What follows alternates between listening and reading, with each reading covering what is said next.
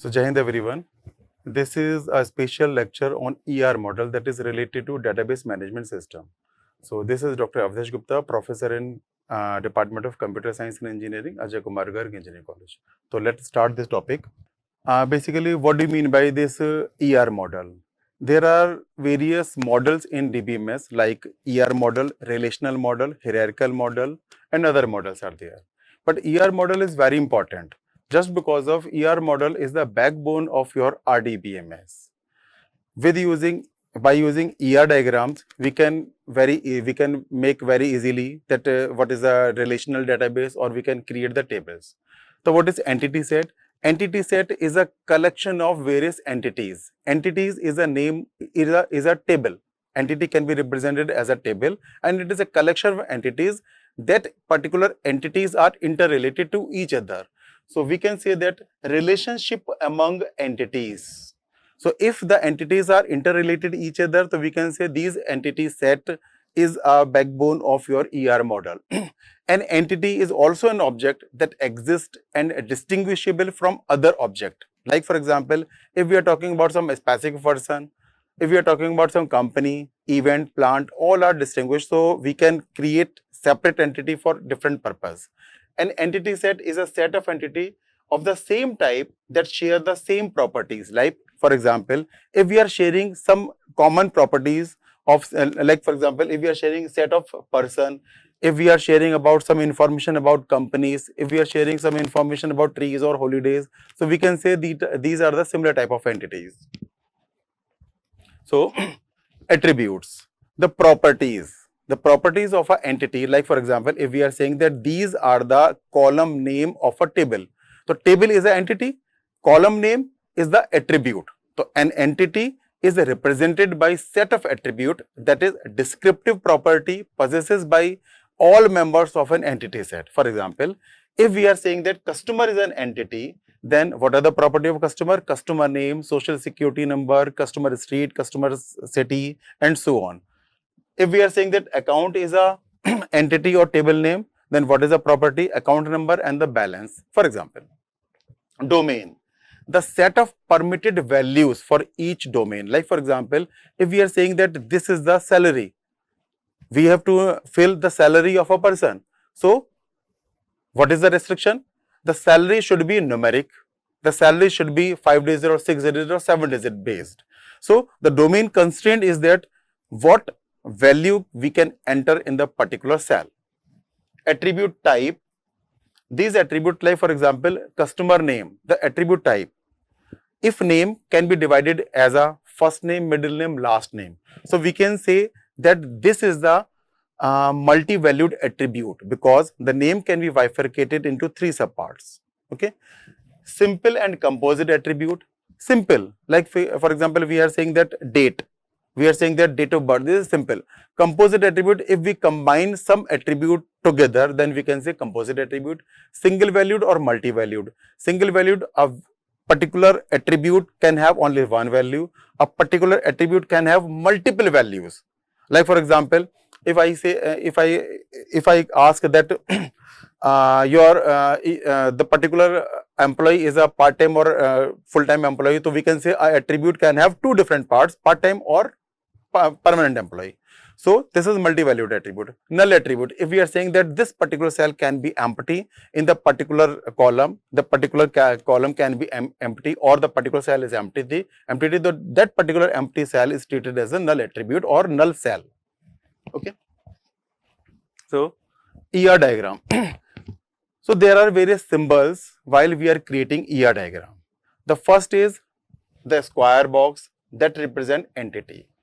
A strong entity. The strong entity is the entity which has the primary key.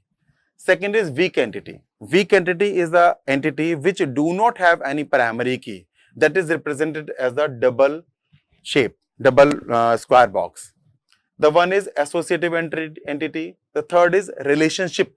The relationship between or among entity is represented by this particular diamond box. If we are saying the double lined diamond box, so this is weak entity relationship, weak relationship. It means that there is no primary key relationship, primary key and foreign key relationship. This is the attribute. So The common property, if we are saying that this is the entity, customer. So these are the column names, customer name, customer age. So these are the attributes. If customer ID, so this is the primary. So this is the primary attribute, primary key attribute. So we can say this customer is a strong entity set. Otherwise, if this particular entity do not have any primary attribute, so we can say the customer is the weak entity set. Multi-valued attribute. Multi-valued, obviously we can say that a particular attribute can have more than one value. So we can say this is a multi-valued attribute. Derived attribute. Derived attribute is what? If you have entered date of birth, but what I need the age.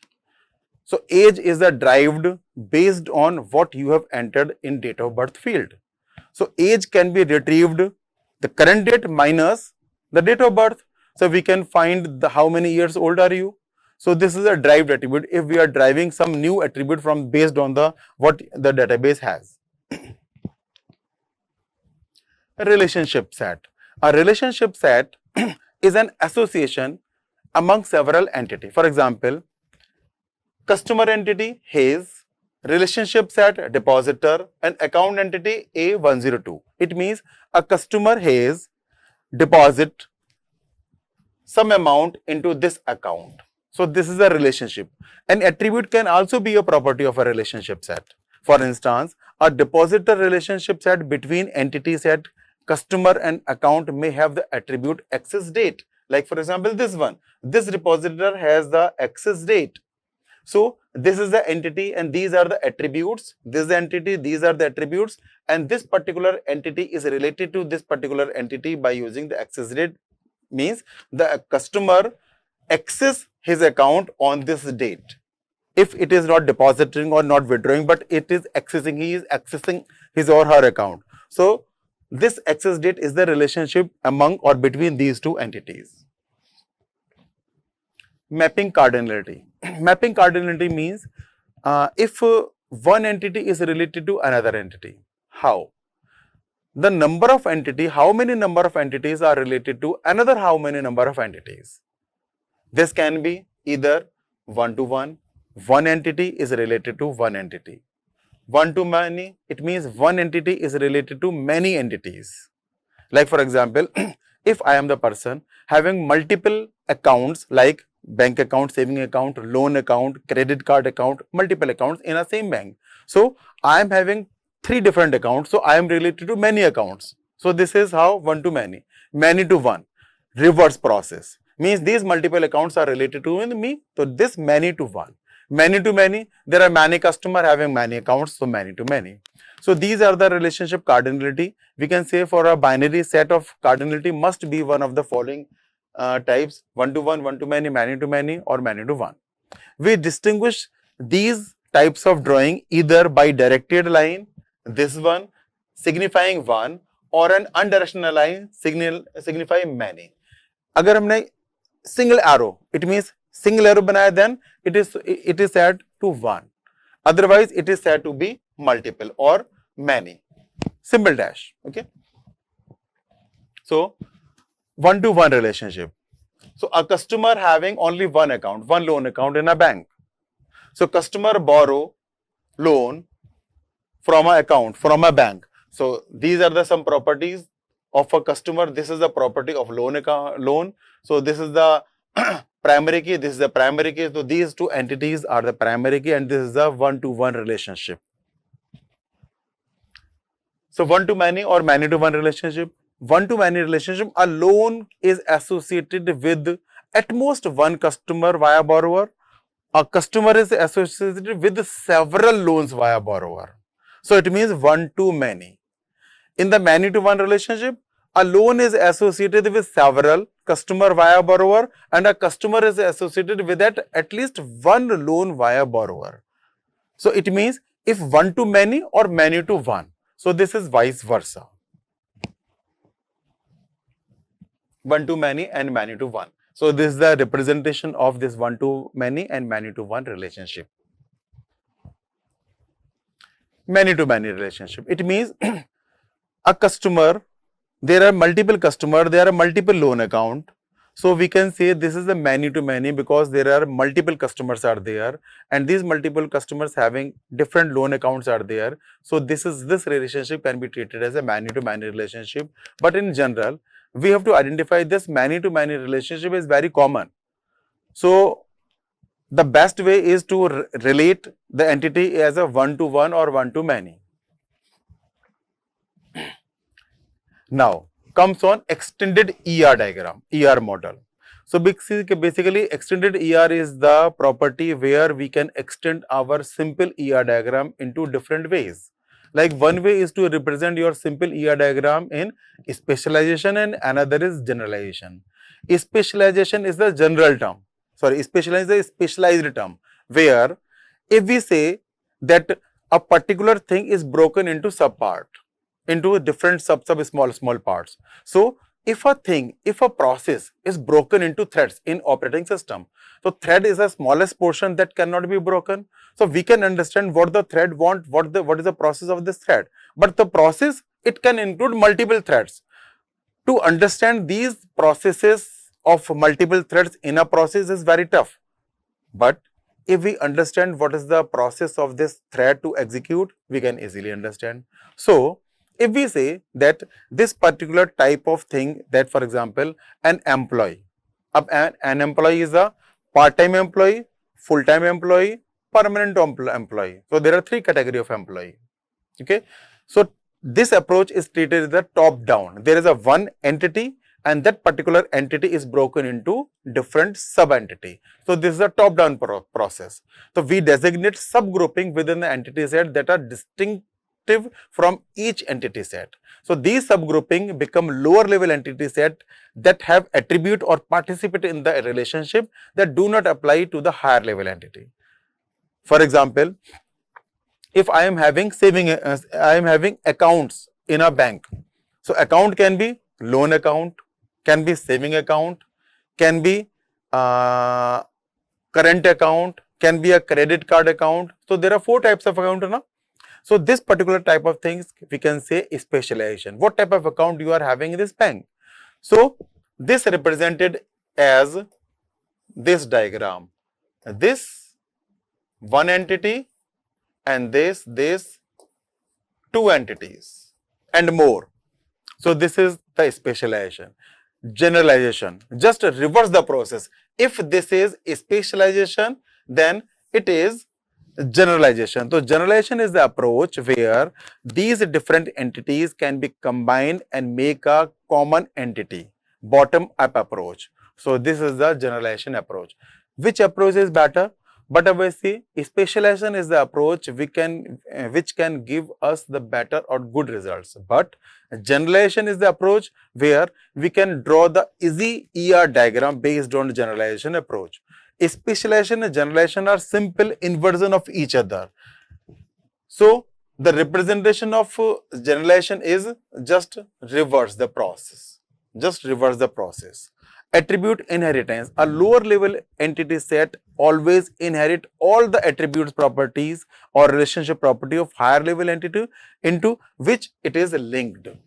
Okay. So this is very common definition of specialization and generalization. Now see the example of generalization and specialization. Like example, there is an entity account and the property of account is account number and balance. Account is a saving account or a checking account. The attribute of a saving account is interest rate. For attribute of a checking account is overdraft amount. The checking account is a standard, gold or senior, and these are the different attributes of these particular entities. These are the property. So we can say if we are breaking a single entity into multiple entity, so we can say this is specialization. And if we are combining multiple entity into a single entity in this approach, so we can say this is a generalization example. So this is very obvious that specialization is a top-down approach, while generalization is a bottom-up approach. Generalization, it is a general term, account. Specialization, it is a specific term that do you have gold account which is related to checking account, yes or no? So this is specialization. So design constraint of a generalization. So constraint on which entity can be member of a given lower level entity set, that is either condition defined or user defined.